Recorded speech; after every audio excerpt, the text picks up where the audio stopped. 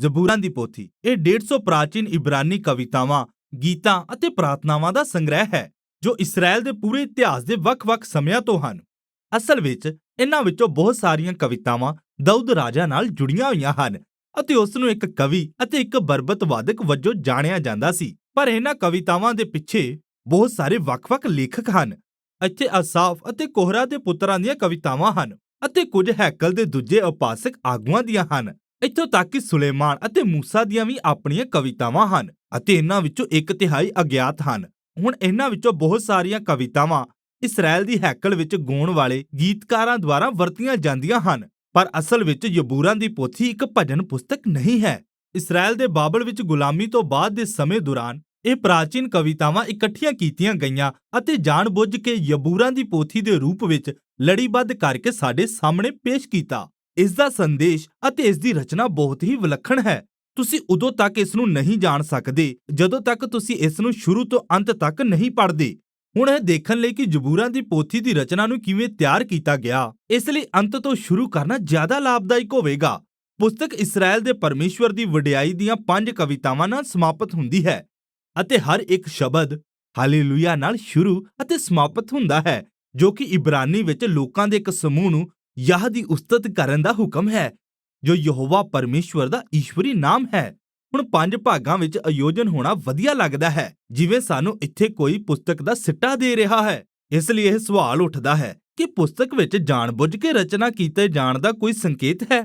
ਜੇ ਤੁਸੀਂ ਕਵਿਤਾਵਾਂ ਦੇ ਸਿਰਲੇਖਾਂ ਵੱਲ ਧਿਆਨ ਦਿੰਦੇ ਹੋ ਤਾਂ ਤੁਸੀਂ ਪਾਓਗੇ ਤੁਹਾਡੇ ਬਾਈਬਲ ਅਨੁਵਾਦਕਾਂ ਨੇ 5 ਸਥਾਨਾਂ ਤੇ ਪੁਸਤਕ 1, ਪੁਸਤਕ 2, ਪੁਸਤਕ 3, 4 ਅਤੇ 5 ਵੱਖ-ਵੱਖ ਸਿਰਲੇਖ ਦਿੱਤੇ ਹਨ ਅਤੇ ਇਹ ਪੁਸਤਕ ਨੂੰ 5 ਵੱਡੇ ਹਿੱਸਿਆਂ ਵਿੱਚ ਵੰਡਦੇ ਹਨ। ਹੁਣ ਇਸ ਦਾ ਕਾਰਨ ਇਹ ਹੈ ਕਿ ਉਹਨਾਂ ਵਿੱਚੋਂ ਹਰੇਕ ਭਾਗ ਵਿੱਚ ਅੰਤਿਮ ਕਵਿਤਾ ਦਾ ਅੰਤ ਇੱਕ ਸੰਪਾਦਕੀ ਸੁਮੇਲ ਜਿਹਾ ਦਿਖਾਈ ਦਿੰਦਾ ਹੈ।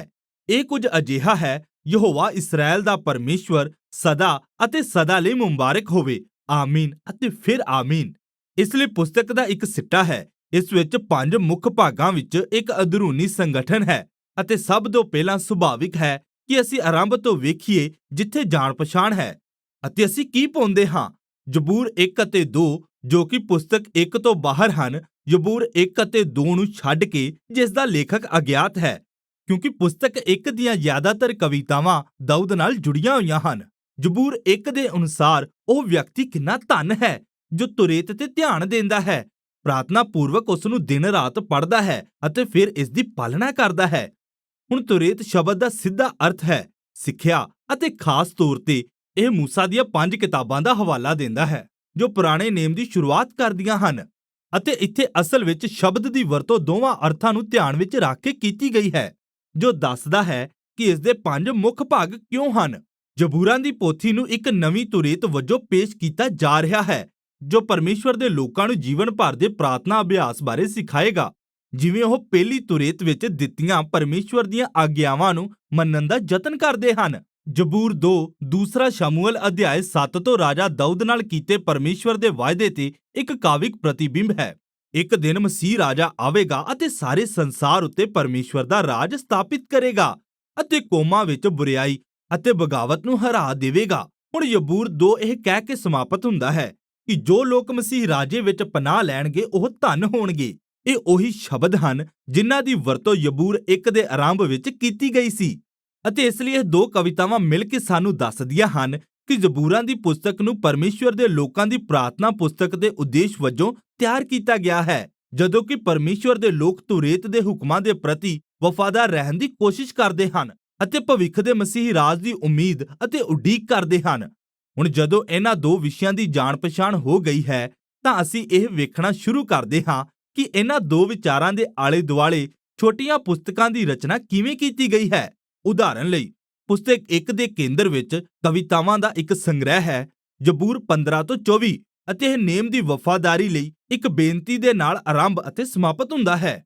ਅਤੇ ਫਿਰ ਜ਼ਬੂਰਾਂ ਦੀ ਪੋਥੀ 16 ਤੋਂ 18 ਵਿੱਚ ਸਾਨੂੰ ਇਸ ਪ੍ਰਕਾਰ ਦੀ ਵਫਾਦਾਰੀ ਦੀ ਉਦਾਹਰਨ ਵਜੋਂ ਦਾਊਦ ਦਾ ਚਿਤਰਣ ਮਿਲਦਾ ਹੈ। ਉਹ ਆਪਣੇ ਆਪ ਨੂੰ ਛਡਾਉਣ ਲਈ ਪਰਮੇਸ਼ਵਰ ਨੂੰ ਪੁਕਾਰਦਾ ਹੈ ਅਤੇ ਪਰਮੇਸ਼ਵਰ ਉਸ ਨੂੰ ਰਾਜੇ ਵਜੋਂ ਉੱਚਾ ਕਰਦਾ ਹੈ। ਹੁਣ ਕਵਿਤਾਵਾਂ ਦੇ ਇਸ ਸੰਗ੍ਰਹਿ ਵਿੱਚ ਜ਼ਬੂਰ 20 ਤੋਂ 23 ਅਤੀਤ ਦਾ ਦਾਊਦ ਭਵਿੱਖ ਦੇ ਮਸੀਹ ਰਾਜੇ ਦਾ ਚਿੱਤਰ ਬਣ ਗਿਆ ਹੈ। ਉਹ ਵੀ ਪਰਮੇਸ਼ਵਰ ਨੂੰ ਪੁਕਾਰੇਗਾ, ਉਸ ਨੂੰ ਛੁਡਾਇਆ ਜਾਵੇਗਾ ਅਤੇ ਫਿਰ ਕੌਮਾਂ ਉਤੇ ਰਾਜ ਦਾ ਇਖਤਿਆਰ ਦਿੱਤਾ ਜਾਵੇਗਾ। ਅਤੇ ਫਿਰ ਇਸ ਸੰਗ੍ਰਹਿ ਦੇ ਕੇਂਦਰ ਵਿੱਚ ਇੱਕ ਕਵਿਤਾ ਯਬੂਰ 19 ਹੈ, ਜੋ ਤੁਰੇਤ ਲਈ ਪਰਮੇਸ਼ਵਰ ਦੀ ਉਸਤਤ ਕਰਨ ਲਈ ਸਮਰਪਿਤ ਹੈ। ਇਸ ਲਈ ਇੱਥੇ ਜ਼ਬੂਰ 1 ਅਤੇ 2 ਦੇ ਦੋ ਵਿਸ਼ੇ ਇੱਕ ਦੂਜੇ ਨਾਲ ਮਜ਼ਬੂਤੀ ਨਾਲ ਜੁੜੇ ਹੋਏ ਦੇਖਦੇ ਹਾਂ। ਪੁਸਤਕ ਦੋ ਕਵਿਤਾਵਾਂ ਨਾਲ ਸ਼ੁਰੂ ਹੁੰਦੀ ਹੈ, ਜੋ ਸਿਯੋਨ ਵਿੱਚ ਭਵਿੱਖ ਦੇ ਲਈ ਹੈਕਲ ਦੀ ਵਾਪਸੀ ਦੀ ਉਮੀਦ ਕਰਦੀਆਂ ਹਨ, ਅਤੇ ਇਹ ਇੱਕ ਚਿੱਤਰ ਹੈ ਜੋ ਮਸੀਹ ਦੇ ਰਾਜ ਦੀ ਉਮੀਦ ਨਾਲ ਨੇੜਿਓਂ ਜੁੜਿਆ ਹੋਇਆ ਹੈ। ਫਿਰ ਪੁਸਤਕ 2 ਇੱਕ ਕਵਿਤਾ ਨਾਲ ਸਮਾਪਤ ਹੁੰਦੀ ਹੈ, ਜੋ ਸਾਰੀਆਂ ਕੌਮਾਂ ਉੱਤੇ ਮਸੀਹ ਰਾਜੇ ਦੇ ਭਵਿੱਖ ਦੇ ਰਾਜ ਬਾਰੇ ਦਰਸਾਉਂਦੀ ਹੈ। ਇਹ ਕਵਿਤਾ ਸੱਚਮੁੱਚ ਅਦਭੁਤ ਹੈ, ਕਿਉਂਕਿ ਇਹ ਮਸੀਹ ਦੇ ਰਾਜ ਬਾਰੇ ਨਬੀਆਂ ਦੀਆਂ ਕਿਤਾਬਾਂ ਵਿੱਚੋਂ ਇੱਕ ਗੂੰਜ ਹੈ, ਅਤੇ ਇਹ ਆਖਦਿਆਂ ਸਮਾਪਤ ਹੁੰਦੀ ਹੈ ਕਿ ਇਸ ਰਾਜੇ ਦਾ ਰਾਜ ਅਬਰਾਹਮ ਦੇ ਨਾਲ ਪਰਮੇਸ਼ਵਰ ਦੇ ਪ੍ਰਾਚੀਨ ਵਾਅਦਿਆਂ ਨੂੰ ਪੂਰਾ ਕਰੇਗਾ ਤੇ ਸਭ ਕੌਮਾਂ ਤੇ ਪਰਮੇਸ਼ਵਰ ਦੀ ਬਰਕਤ ਲਿਆਵੇਗਾ। ਪੁਸਤਕ 3 ਵੀ ਦਾਊਦ ਨਾਲ ਪਰਮੇਸ਼ਵਰ ਦੇ ਵਾਅਦੇ ਨੂੰ ਦਰਸਾਉਂਦੀ ਹੋਈ ਸਮਾਪਤ ਹੁੰਦੀ ਹੈ, ਪਰ ਇਸ ਵਾਰ ਇਸਰਾਇਲ ਦੀ ਗੁਲਾਮੀ ਦੇ ਬਾਰੇ ਦੱਸਦੀ ਹੈ। ਕਵੀ ਯਾਦ ਕਰਦਾ ਹੈ ਕਿ ਕਿਵੇਂ ਪਰਮੇਸ਼ਵਰ ਨੇ ਕਿਹਾ ਸੀ ਕਿ ਉਹ ਦਾਊਦ ਦੀ ਅੰਸ਼ ਨੂੰ ਕਦੇ ਨਹੀਂ ਛੱਡੇਗਾ, ਪਰ ਹੁਣ ਉਹ ਇਸਰਾਇਲ ਦੀ ਬਗਾਵਤ ਅਤੇ ਇਸ ਦੇ ਨਤੀਜੇ ਤਬਾਹੀ ਅਤੇ ਗੁਲਾਮੀ ਅਤੇ ਦਾਊਦ ਦੀ ਅੰਸ਼ ਦੇ ਪਤਨ ਨੂੰ ਦੇਖ ਰਿਹਾ ਹੈ। ਅਤੇ ਇਸ ਤਰ੍ਹਾਂ ਕਵੀ ਪਰਮੇਸ਼ਵਰ ਨੂੰ ਬੇਨਤੀ ਕਰਦੇ ਹੋਏ ਸਮਾਪਤ ਕਰਦਾ ਹੈ ਕਿ ਉਹ ਦਾਊਦ ਨਾਲ ਕੀਤੇ ਆਪਣੇ ਵਾਅਦੇ ਨੂੰ ਕਦੇ ਨਾ ਭੁੱਲੇ। ਪੁਸਤਕ 4 ਦੀ ਰਚਨਾ ਗੁਲਾਮੀ ਦੇ ਇਸ ਸੰਕਟ ਦੇ ਜਵਾਬ ਦੇਣ ਦੇ ਰੂਪ ਵਿੱਚ ਕੀਤੀ ਗਈ ਹੈ।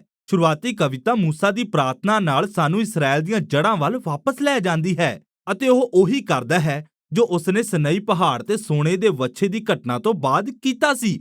ਉਹ ਪਰਮੇਸ਼ਵਰ ਨੂੰ ਆਪਣੀ ਦਇਆ ਦਿਖਾਉਣ ਲਈ ਕਹਿੰਦਾ ਹੈ।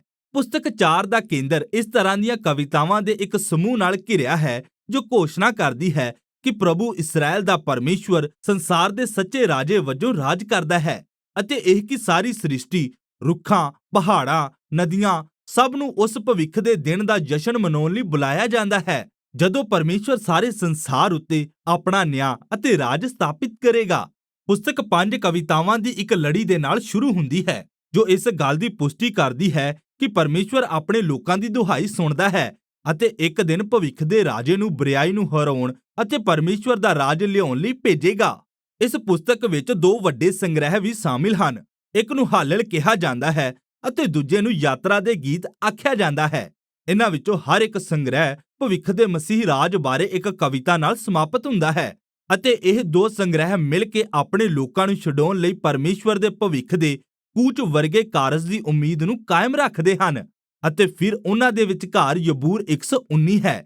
ਇਹ ਪੁਸਤਕ ਦੀ ਸਭ ਤੋਂ ਲੰਬੀ ਕਵਿਤਾ ਹੈ। ਇਹ ਇੱਕ ਵਰਨਮਾਲਾ ਦੀ ਕਵਿਤਾ ਹੈ। ਹਰ ਪੰਕਤੀ ਇਬਰਾਨੀ ਅੱਖਰ ਦੇ ਇੱਕ ਨਵੇਂ ਅੱਖਰ ਨਾਲ ਸ਼ੁਰੂ ਹੁੰਦੀ ਹੈ, ਅਤੇ ਇਹ ਪਰਮੇਸ਼ਵਰ ਦੇ ਲੋਕਾਂ ਦੇ ਲਈ ਉਸ ਦੇ ਵਚਨ ਦੇ ਰੂਪ ਵਿੱਚ ਤੁਰੇਤ ਦੇ ਅਚਰਜ ਅਤੇ ਭੇਟ ਹੋਣ ਦਾ ਵਰਣਨ ਕਰਦੀ ਹੈ।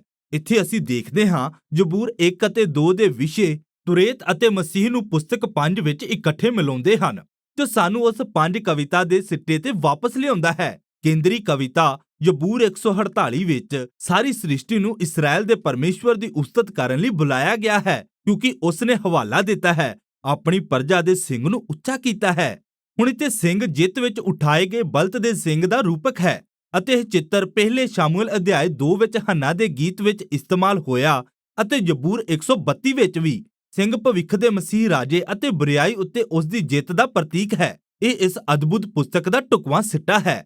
ਹੁਣ ਜੇਕਰ ਤੁਸੀਂ ਇਸ ਪੁਸਤਕ ਨੂੰ ਕਰਮ ਵਿੱਚ ਨਹੀਂ ਪੜ੍ਹਦੇ ਤਾਂ ਇੱਕ ਹੋਰ ਗੱਲ ਤੁਹਾਡੇ ਤੋਂ ਛੁੱਟ ਜਾਵੇਗੀ। ਜ਼ਬੂਰਾਂ ਦੀ ਪੁਸਤਕ ਵਿੱਚ ਬਹੁਤ ਸਾਰੀਆਂ ਵੱਖ-ਵੱਖ ਕਿਸਮ ਦੀਆਂ ਕਵਿਤਾਵਾਂ ਹਨ, ਪਰ ਉਹ ਸਾਰੀਆਂ ਮੂਲ ਰੂਪ ਵਿੱਚ ਦੋ ਵੱਡੀਆਂ ਸ਼੍ਰੇਣੀਆਂ ਵਿੱਚ ਆਉਂਦੀਆਂ ਹਨ, ਜਾਂ ਤਾਂ ਵਿਰਲਾਪ ਦੀਆਂ ਕਵਿਤਾਵਾਂ ਜਾਂ ਉਸਤਤ ਦੀਆਂ ਕਵਿਤਾਵਾਂ। ਵਿਰਲਾਪ ਦੀਆਂ ਕਵਿਤਾਵਾਂ ਦਰਦ, ਉਲਝਣ ਅਤੇ ਗੁੱਸੇ ਨੂੰ ਦਰਸਾਉਂਦੀਆਂ ਹਨ ਕਿ ਦੁਨੀਆ ਕਿੰਨੀ ਭਿਆਨਕ ਹੈ ਅਤੇ ਕਵੀ ਨਾਲ ਵਾਪਰ ਰਹੀਆਂ ਚੀਜ਼ਾਂ ਕਿੰਨੀਆਂ ਭਿਆਨਕ ਹਨ, ਅਤੇ ਇਸ ਲਈ ਇਹ ਕਵਿਤਾਵਾਂ ਸੰਸਾਰ ਵਿੱਚ ਕੀ ਗਲਤ ਹੈ ਉਸ ਵੱਲ ਧਿਆਨ ਖਿੱਚਦੀਆਂ ਹਨ, ਅਤੇ ਉਹ ਪਰਮੇਸ਼ਵਰ ਨੂੰ ਇਸ ਬਾਰੇ ਕੁਝ ਕਰਨ ਲਈ ਆਖਦੀਆਂ ਹਨ। ਪੁਸਤਕ ਵਿੱਚ ਇਹਨਾਂ ਵਿੱਚੋਂ ਬਹੁਤ ਸਾਰੀਆਂ ਗੱਲਾਂ ਹਨ ਜੋ ਸਾਨੂੰ ਕੁਝ ਮਹੱਤਵਪੂਰਨ ਦੱਸਦੀਆਂ ਹਨ ਕਿ ਜੋ ਬੁਰਾਈ ਅਸੀਂ ਆਪਣੀ ਦੁਨੀਆ ਵਿੱਚ ਵੇਖਦੇ ਹਾਂ, ਵਿਰਲਾਪ ਉਸ ਬੁਰਾਈ ਲਈ ਇੱਕ ਢੁਕਵਾਂ ਜਵਾਬ ਹੈ। ਪਰ ਧਿਆਨ ਦਿਓ, ਕਿਉਂਕਿ ਤੁਸੀਂ ਕਦੀ-ਕਦੀ ਉਸਤਤ ਦੀਆਂ ਕਵਿਤਾਵਾਂ ਵੀ ਦੇਖੋਗੇ। ਉਸਤਤ ਦੀਆਂ ਕਵਿਤਾਵਾਂ ਖੁਸ਼ੀ ਅਤੇ ਜਸ਼ਨ ਦੀਆਂ ਕਵਿਤਾਵਾਂ ਹਨ, ਅਤੇ ਸੰਸਾਰ ਵਿੱਚ ਜੋ ਚੰਗਾ ਹੈ ਉਸ ਵੱਲ ਧਿਆਨ ਖਿੱਚਦੀਆਂ ਹਨ, ਅਤੇ ਉਹ ਕਹਾਣੀ ਨੂੰ ਦੁਹਰਾਉਂਦੀਆਂ ਹਨ ਕਿ ਪਰਮੇਸ਼ਵਰ ਨੇ ਸਾਡੇ ਜੀਵਨ ਵਿੱਚ ਕੀ ਕੀਤਾ ਹੈ, ਅਤੇ ਇਸ ਲਈ ਪਰਮੇਸ਼ਵਰ ਦਾ ਧੰਨਵਾਦ ਕਰਦੇ ਹਨ। ਕਿਤਾਬ 4 ਅਤੇ 5 ਵਿੱਚ ਤੁਸੀਂ ਵੇਖੋਗੇ ਕਿ ਉਸਤਤ ਦੀਆਂ ਕਵਿਤਾਵਾਂ ਵਿਰਲਾਪ ਦੀਆਂ ਕਵਿਤਾਵਾਂ ਨਾਲੋਂ ਵੱਧ ਹੁੰਦੀਆਂ ਹਨ, ਅਤੇ ਇਹ ਸਭ ਉਸ 5 ਭਾਗਾਂ ਵਾਲੇ ਹਾਲੇਲੂਇਆ ਨਾਲ ਸਮਾਪਤ ਹੁੰਦੀਆਂ ਹਨ। ਵਿਰਲਾਪ ਤੋਂ ਉਸਤਤ ਵੱਲ ਇਹ ਤਬਦੀਲੀ ਡੂੰਘੀ ਹੈ ਅਤੇ ਇਹ ਸਾਨੂੰ ਪ੍ਰਾਰਥਨਾ ਦੇ ਸਰੂਪ ਬਾਰੇ ਕੁਝ ਦੱਸਦਾ ਹੈ। ਜਿਵੇਂ ਕਿ ਅਸੀਂ ਮਸੀਹ ਦੇ ਰਾਜ ਦੀ ਉਮੀਦ ਕਰਦੇ ਹਾਂ, ਜਿਵੇਂ ਕਿ ਪੁਸਤਕ ਸਾਨੂੰ ਕਰਨਾ ਸਿਖਾਉਂਦੀ ਹੈ, ਇਹ ਸਾਡੇ ਲਈ ਤਣਾਅ ਪੈਦਾ ਕਰੇਗਾ ਕਿਉਂਕਿ ਅਸੀਂ ਆਪਣੇ ਸੰਸਾਰ ਅਤੇ ਸਾਡੇ ਜੀਵਨ ਦੀ ਦੁਖਦਾਈ ਸਥਿਤੀ ਨੂੰ ਦੇਖਦੇ ਹਾਂ ਅਤੇ ਇਸ ਲਈ ਜ਼ਬੂਰ ਸਾਨੂੰ ਸਿਖਾਉਂਦੇ ਹਨ ਕਿ ਅਸੀਂ ਆਪਣੀਆਂ ਜ਼ਿੰਦਗੀਆਂ ਦੇ ਦਰਦ ਨੂੰ ਨਜ਼ਰਅੰਦਾਜ਼ ਨਾ ਕਰੀਏ। ਪਰ ਉਸੇ ਸਮੇਂ ਬਾਈਬਲ ਦਾ ਵਿਸ਼ਵਾਸ ਅੱਗੇ ਵੱਲ ਦੇਖਦਾ ਹੈ, ਪਰਮੇਸ਼ਵਰ ਦੇ ਭਵਿੱਖ ਦੇ ਮਸੀਹੀ ਰਾਜ ਦੇ ਵਾਅਦੇ ਨੂੰ ਦੇਖ ਰਿਹਾ ਹੈ ਅਤੇ ਇਸ ਲਈ ਤੁਰੇਤ ਅਤੇ ਮਸੀਹਾ, ਵਿਰਲਾਪ ਅਤੇ ਉਸਤਤ, ਵਿਸ਼ਵਾਸ ਅਤੇ ਉਮੀਦ, ਇਹ ਸਭ ਕੁਝ ਜ਼ਬੂਰਾਂ ਦੀ ਪੋਥੀ ਹੈ।